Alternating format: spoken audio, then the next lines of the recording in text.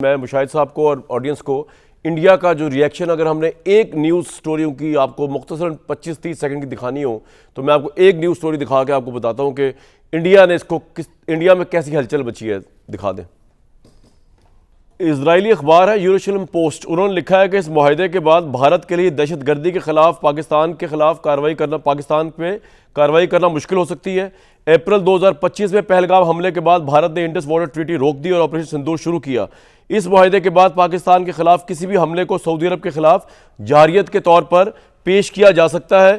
पाकिस्तान का ये मुआहदा मोदी की मिडल ईस्ट डिप्लोमेसी के लिए धचका है। ये इजरायली अखबार यरूशलेम पोस्ट ने लिखा और इस तरह इंडिया ने सवालात उठाए जो मैं मुशाहिद भाई आपके सामने सवाल रख रहा हूँ। सारी दुनिया ये सवाल पूछ रही है कि अब हिंदुस्तान अगर हमला करता है पाकिस्तान के ऊपर तो ये कंसिडर किया जाएगा सऊदी अरेबिया पे, number 1 in all letter and spirit consider किया जाएगा, और number 2 Saudi Arabia in return, उनकी तो कोई फोर्सेस भी नहीं है, वो क्या कर सकते हैं, फिर वो क्या करेंगे उसके जवाब में?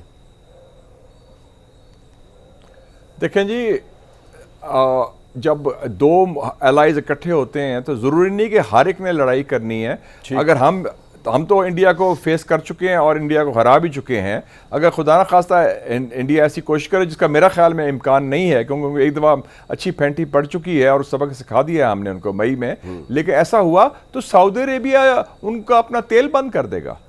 आप देखें ना, डिफरेंट मीन्स होते हैं इक़्तिसादी। आपको याद नहीं है कि 1973 वॉर में किंग फैसल शहीद और जिन्होंने भुट्टो के साथ मिलकर समिट कराई थी, लाहौर इस्लामिक समिट 1974 में, उन्होंने कहा था कि जब उन्होंने फौजी नहीं भेजे अपने शाम के साथ और मिस्र के साथ इजराइल के खिलाफ, उन्होंने कहा जो अमेरिका या मगरबी लोग इजराइल के हमायत करेंगे हम सबका तेल बंद कर देंगे। वो बहुत बड़ा हथियार है, तेल वो बंद कर सकते हैं। इंडिया तो बड़ी अपनी 30-40% तेल इंपोर्ट करता है। मैं आपको अगर बता दूं मुशाहिद साहब, सऊदी अरेबिया की इस वक्त जो ट्रेड वॉल्यूम है अमेरिका के इंडिया के साथ, वो यूएस डॉलर बनता है 41.88 बिलियन, और जो की एक्सपोर्ट्स है इंडिया को क्रूड ऑयल की, वो 16% ऑफ इंडियन नीड्स पूरी करता है। जब आप कंटिन्यू करें, आप बिल्कुल ठीक कह रहे हैं, बहुत बड़ा हिस्सा है, 16% इंडिया की नीड पूरी करता है। जी, तो सऊदी ऑयल अगर वो तेल बंद कर दे तो इंडिया की इकोनॉमी खत्म हो जाएगी, उसी दिन ठप हो जाएगी सारा कुछ।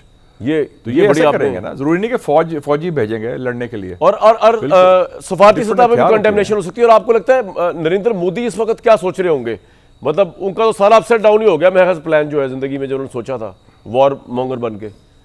इस वक्त दिल्ली में सफाए मातम है, स्टेट ऑफ मॉर्निंग है।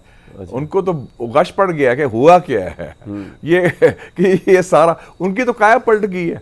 उनके साथ पाकिस्तान से मार पड़ी है, ट्रंप ने उनको डिच कर दिया है, चीन से वो माफिया मांग रहे हैं, मिन्नतें कर रहे हैं, खुशामद कर रहे हैं, और सऊदी अरेबिया जिससे उतना तेल मंगाते हैं जिससे वो तेल मंगवाते हैं, इंपोर्ट करते हैं, सऊदी अरेबिया ने कहा कि हमारा सिक्योरिटी गारंटर पाकिस्तान है।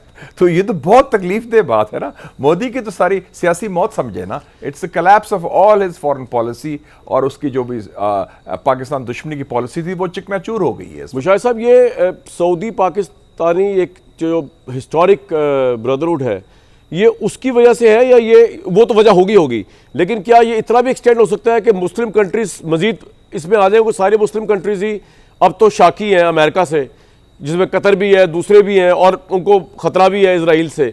तो ये भी हो सकता है कि नेटो टाइप अलायंस एक बन जाए, या ये अभी बहुत दूर की बात है? देखें जी, अभी जो पस मंज़र है, एक तो तारीखी पस मंज़र है पाकिस्तान सऊदी अरेबिया दोस्ती की। एक और बात बता दूँ, जब 1998 में मैं उसको वज़ीर इत्तलात था एंड हमारे न्यूक्लियर टेस्ट किए थे, I was the chief spokesman also, उस वक्त भी सऊदी अरेबिया ने आपकी मदद की थी। $2 अरब की इमदाद दी थी तेल के हवाले से, क्यों हमारे खिलाफ तो अमेरिका ने पाबंदियाँ लगा दी थी, सैंक्शंस थे।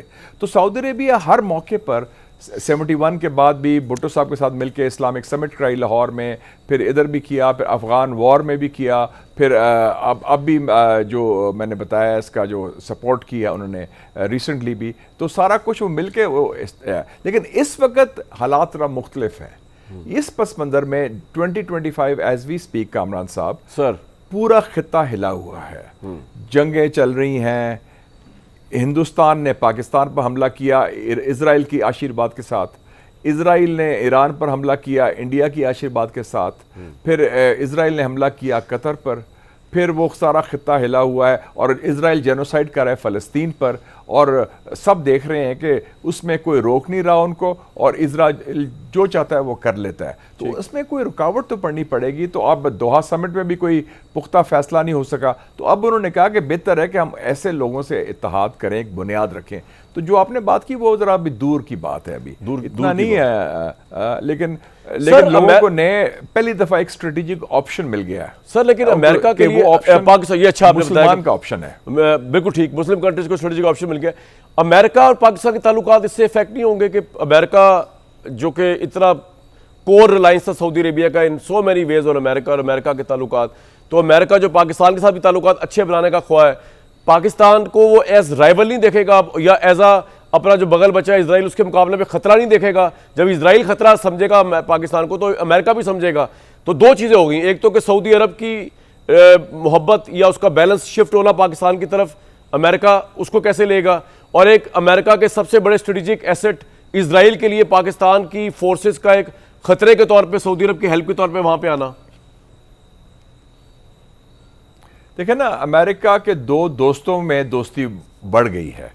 पाकिस्तान भी ट्रंप का दोस्त है, सऊदी अरेबिया भी ट्रंप का दोस्त है, और हमारी जो दोस्ती है वो किसी के ख़िलाफ़ नहीं, वो आपस में है। और हम कोई हिस्सा नहीं मांग रहे जो अमेरिका को इमदाद मिली है या पैसा मिला है अरबों से। हम नहीं कह रहे कि हमें भी कोई 10% दो या 20% दो, वो अलग चीज़ें है। हमारा एक बायलैटरल मुस्लिम बरादरी पर बुनियाद पर हुआ है। और एक और बात बता दूँ, इजराइल अमेरिकन रिलेशंस बड़े ट्रिकी हैं। मेरा अपना जो मुशाहिदा है कि इजराइल लॉबी ने ट्रंप को फंसाया हुआ है, इजराइल लॉबी उसको ब्लैकमेल कर रही है। वो जो एप्स्टीन फाइल्स का केस भी है, जो स्कैंडल्स हैं बिल क्लिंटन के, बिल गेट्स के, जिसके ट्रंप का भी नाम आता है, वो भी मेरे ख्याल में इजराइल लॉबी का हथियार है ट्रंप को ब्लैकमेल करने के लिए। अच्छा, और उन्होंने रखा हुआ है कि देखो जी, वरना वीडियो निकल आएगी, वरना फोटो निकल आएगी। अच्छा, ये खतरा है कि ट्रंप की वीडियो आ सकती है। मतलब है वो इजराइल लॉबी तो मोसाद जो है, they are capable of anything. लेकिन शायद भाई अब तो सबका भला हो गया, जब से एआई आई है ना, सबका भला हो गया। अब तो असल वाली को भी कह सकते हैं एआई है। अब ये भी कह सकते हैं, लेकिन मेरा मतलब है डराने के लिए तो रखा हुआ है ना। हाँ, सही इशू तो है ना अमेरिकन पॉलिटिक्स में एप्स्टीन फाइल्स का, कि वो किसका नाम है, किसकी फोटो किसके साथ है। Trump is a weekend president now.